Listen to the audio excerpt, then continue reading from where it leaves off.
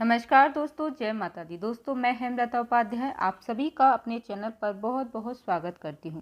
दोस्तों, आप सभी को आने वाली चैत्र नवरात्रि की हार्दिक शुभकामनाएं। देखिए दोस्तों, जैसा कि आप सभी जानते हैं कि नवरात्रि आने वाली है और हर कोई अपने अपने हिसाब से माता रानी के स्वागत की तैयारियां कर रहा है। तो देखिए दोस्तों, हम सभी को माता रानी की पूजा में कुछ विशेष सामग्रियों की आवश्यकता होती है, जिसे कि हमें पहले से लेकर जो है रख लेनी चाहिए, ताकि माता रानी की पूजा में हमें किसी भी प्रकार की असुविधा समस्या ना हो। आज की इस वीडियो में मैं आपको बताऊंगी दोस्तों कि नवरात्रि में माता रानी की स्थापना में पूजन में हमें किन किन सामग्रियों की आवश्यकता पड़ेगी और किस सामग्री का हमें कहां पर उपयोग करना है। और कुछ सामग्री में ऐसी भी होती हैं दोस्तों जो हर जगह नहीं मिलती हैं, तो आपको अगर वह सामान ना मिले तो आप उसी जगह पर क्या प्रयोग कर सकते हैं। तो एक एक करके सारी जानकारी आज मैं आपके साथ शेयर करने वाली हूँ, इसलिए दोस्तों वीडियो को पूरा ज़रूर देखिएगा। और जानकारी पसंद आ जाती है तो लाइक करने में बिल्कुल भी कंजूसी मत दिखाइएगा, वीडियो को लाइक ज़रूर कीजिएगा। तो देखिए दोस्तों, सबसे पहले हमें चौकी लगाने के लिए एक चौकी की ज़रूरत पड़ती है। अगर आप ज़्यादा बड़ी पूजा कर रहे हैं तो आपको 2-3 चौकियाँ लेनी होंगी और उन चौकियों पर बिछाने के लिए लाल या पीले रंग के वस्त्र लेने होंगे। और चौकियों पर बिछाने के लिए नए वस्त्र ज़रूरी नहीं होते हैं दोस्तों, पूजा के जो वस्त्र होते हैं आप उन्हें भी धो करके साफ स्वच्छ कर करके सुखा करके उपयोग कर सकते हैं। माँ दुर्गा का विग्रह चाहिए होगा, तो आपको फोटो या मूर्ति कुछ भी आप ले सकते हैं, छोटी बड़ी जैसी भी आपके पास। और देखिए, कुछ लोग जो मूर्ति हैं वह मिट्टी की भी लेते हैं माता की और हर वर्ष उन्हें विसर्जित कर देते हैं। तो अगर ऐसा है तो आप ऐसा कर लें। अब इसके साथ ही दोस्तों हमें देखिए गणपति जी की एक विग्रह चाहिए होगा, तो उस गणपति जी की फ़ोटो आप ले सकते हैं, मूर्ति ले सकते हैं। और वैसे भी गणपति जी हर किसी के घर में विराजमान रहते हैं, तो आप उनकी मूर्ति या फ़ोटो जो भी हो आप वह ले लीजिएगा। अगर नहीं है तो आप सुपारी के भी गणपति जी बना सकते हैं। अब इसके बाद देखिए, हमें तिलक करने के लिए चंदन चाहिए होगा और उसके बाद आप चंदन रख लीजिएगा। साथ ही माता को तिलक करने के लिए रोली, कुमकुम, सिंदूर, इन तीनों में से कुछ भी आप ले सकते हैं। इस बात का आप ध्यान रखिएगा कि आप 9 दिनों के हिसाब से आपको वस्तुएं लेनी हैं। और अगर आप नवग्रहों की स्थापना करते हैं तो आपको सुपारी चाहिए होगी, तो वह भी आप रख लीजिएगा। और उसके बाद 9-10 सुपारी आप ले लीजिएगा। हवन में प्रयोग करने के लिए और आरती के लिए हमें कपूर चाहिए होगा, तो वह भी आप रख लीजिएगा। उसके बाद रुई की आवश्यकता आपको पड़ी, बत्तियां आप बना करके रख लीजिएगा। आप या फिर पूजा करते समय भी आप बना सकते हैं। अगर घर पर बनाकर रखते हैं तो बहुत अच्छी बात है, तो पहले से आप बनाकर रख लीजिएगा। और इसके साथ ही धूप बत्ती आपको लेनी है। उसके बाद आपको कलावा लेना है। इसके साथ ही आपको जनेऊ भी लेना है गणपति जी को अर्पित करने के लिए। साथ ही आपको थोड़े से चावल की आवश्यकता होगी। बिना टूटे हुए अक्षत आपको लेना है। टूटे हुए चावल का प्रयोग पूजा में बिल्कुल भी नहीं किया जाता है। अगर आप चावल से ही अष्टदल कमल बनाते हैं तो थोड़ी अधिक मात्रा में आपको जो है अक्षत की आवश्यकता पड़ेगी।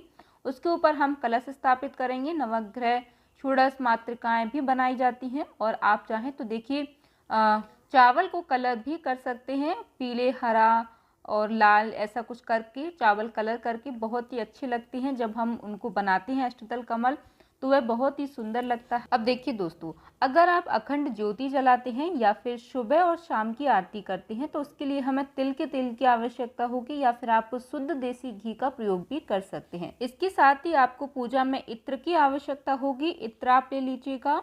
अब देखिए दोस्तों, पहले दिन जिस दिन कलश की स्थापना करनी होती है उस दिन आपको किन किन चीज़ों की आवश्यकता होगी। तो देखिए दोस्तों, पहले दिन ही आपको माता रानी के लिए चुन्नी की आवश्यकता होगी, लाल चुनरी आपको लेनी है। इसके साथ ही आपको श्रृंगार की सामग्री लेनी है। इसके साथ ही दोस्तों आपको माता रानी के भोग के लिए बतासे की आवश्यकता होगी, बतासे आपको लेना है। इसके साथ ही दोस्तों आपको पंचमेवे भी रख लेना है, पंचमेवे की आपको आवश्यकता होगी। स्थापना वाले दिन या समापन वाले दिन 5 तरह के आप ऋतु फल अर्पित कीजिएगा माँ को, या ना हो तो आप एक फल भी प्रेम से माँ को अर्पित कर सकेंगे। अब देखिए दोस्तों, हवन के लिए और भोग के लिए यहाँ पर आपको क्या क्या लेना है। तो देखिए, यहाँ पर हवन के लिए इलायची की आवश्यकता होगी, फूल वाली लौंग जो होती है उसकी आवश्यकता होगी। पहले से ही छाँट करके रख लीजिएगा, क्योंकि उस समय जब हम पूजा करते हैं तो कई सारी दिक्कतें हो जाती हैं, पूजा में विलंब ना हो, इसलिए ये सारी तैयारियां हमें पहले से ही करके रख लेनी चाहिए। इसके साथ ही आपको फूल माला लेना है, पान के पत्ते लेने हैं। पहले दिन यानी कि कलश स्थापना वाले दिन आप माँ को माला जरूर अर्पित कीजिएगा। पान के पत्ते रखकर और बतासे रखकर और लौंग रखकर, इलायची रखकर माँ को भोग अर्पित कीजिएगा। अगर ये पहले दिन व्यवस्था नहीं बन पाती है तो आप समापन वाले दिन भी जो है पान के पत्ते पर लौंग, इलायची, बतासा, सुपारी को रखकर उसे हवन में आपको उसकी आहुति देनी होती है। इसके साथ ही देखिए दोस्तों, हवन करने के लिए एक पात्र आपको लेना होगा। अब यहाँ पर देखिए दोस्तों, यदि आपके पास तांबे का हवन कुंड है तो उसका प्रयोग करें, या फिर आप मिट्टी की सुराही इस तरह से कुछ करके हवन भी कर सकते हैं। अब हवन हमें किस पर करना है, तो यहाँ पर देखिए दोस्तों, गाय के गोबर के उबले पर आपको हवन करना है। आजकल तो दोस्तों पूजा पाठ की जो शॉप होती है उन पर गाय का उपला भी बहुत ही आसानी से मिल जाता है, या फिर आप ऑनलाइन भी ऑर्डर कर सकते हैं। और यदि नहीं मिल पाता है तो आप आम की लकड़ियों से भी हवन कर सकते हैं। आम की लकड़ियों पर या फिर सूखे हुए नारियल के जो प्रज्वलित करके भी उसके ऊपर आहुतियाँ दे सकते हैं। और आहुतियाँ देने के लिए हमें हवन सामग्री चाहिए होगी, तो वो लेंगे। अब देखिए दोस्तों, इसके साथ ही आपको कलश स्थापना के लिए तांबे का, पीतल का या फिर मिट्टी का कलश लेना है। इन सारी चीज़ों को दोस्तों आप एक दिन पहले या फिर 2 दिन पहले अच्छे से साफ करके, स्वच्छ करके किसी स्वच्छ जगह पर रख दीजिएगा, जिससे आपको पूजा करने में किसी भी प्रकार की दिक्कत ना हो। अब देखिए दोस्तों, कलश के अंदर डालने के लिए हमें एक हल्दी की गांठ, सुपारी और सिक्का चाहिए होगा, तो वह आप लेंगे। हम हल्दी की गांठ की जगह आप हल्दी पाउडर भी प्रयोग कर सकते हैं। और इसके साथ ही देखिए, कलश के ऊपर सजाने के लिए हमें आम के पत्ते चाहिए होंगे, तो आम के पत्ते थोड़े आप टाइट लें, और बंच में अगर मिल जाता है तो बहुत अच्छी बात है, तो ज़्यादा अच्छा होगा। 9 दिन में वह सूखते नहीं है, तो इस प्रकार से 5 या 7 आम के पत्ते, और आम के पत्ते ना मिले तो अशोक के पत्ते का भी आप प्रयोग कर सकते हैं। इसके साथ ही देखिए, कलश के ऊपर रखने के लिए एक जटा वाला, पानी वाला नारियल चाहिए होगा। इसके ऊपर लपेटने के लिए लाल कपड़ा आपको चाहिए होगा। अब देखिए दोस्तों, यदि आप जवारे बोते हैं तो आपको मिट्टी का एक कुंडा जिसको हम बोलते हैं वह चाहिए होगा। बाउल जिसको हम बोलते हैं मिट्टी का मिल जाता है तो वो ले लीजिएगा। पीतल की थाली या फिर पीतल की कटोरे, कांसे के कटोरे में भी आप ज्वारे बो सकते हैं। पत्तल पर भी आप ज्वारे बो सकते हैं, तो आप अपनी सुविधा अनुसार देख लीजिएगा। ज्वारे बोने के लिए दोस्तों आप अपने आसपास से किसी भी साफ सुथरी जगह से मिट्टी को लेकर सुखा करके, छान करके पहले से तैयार करके रख लीजिएगा। इसके साथ ही ज्वारे बोने के लिए आपको भीगे हुए जौ लेने होंगे। यदि आप अखंड ज्योति जलाते हैं तो एक बड़ा सा दीपक आपको चाहिए होगा। पीतल का ले सकते हैं, मिट्टी का भी आप ले सकते हैं। और एक छोटा दिया आरती करने के लिए आवश्यकता पड़ेगी, इसलिए एक बड़े दिया और एक छोटा दिया की आप तैयारी पहले से करके रख लीजिएगा। इसके साथ ही दोस्तों आपको अपने सामर्थ्य अनुसार कुछ दक्षिणा जरूर रखनी है। दक्षिणा का विशेष ध्यान रखिएगा।